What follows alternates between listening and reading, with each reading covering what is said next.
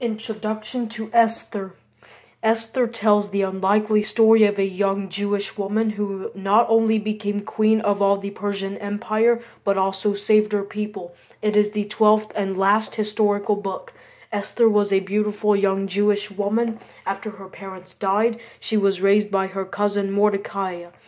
When chosen as queen of all Persia, she did not tell anyone she was Jewish, but a plot by the evil Haman to kill all Jews forced Esther to choose between saving her own life or the lives of her people. As Mordecai told her, perhaps she had been made queen for such a time as this. 4:14.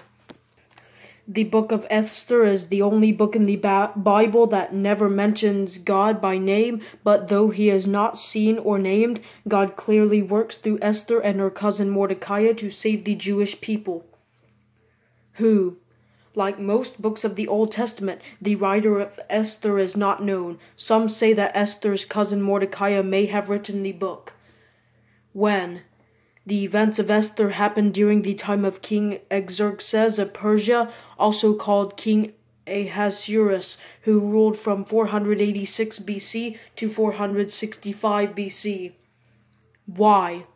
During the time of Queen Esther, the Jewish people were scattered around the Persian Empire. Esther gave God's people an example of how to live among and even bless those who do not believe in God. Redemption thread. The book of Esther shows how God can use ordinary people to do extraordinary things. Stories from Esther.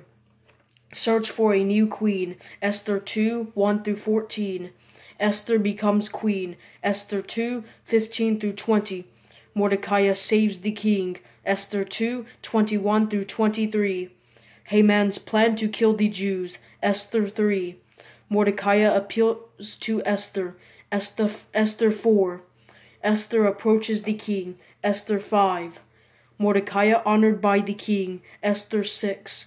Haman is executed. Esther 7. Esther intervenes for the Jews. Esther 8.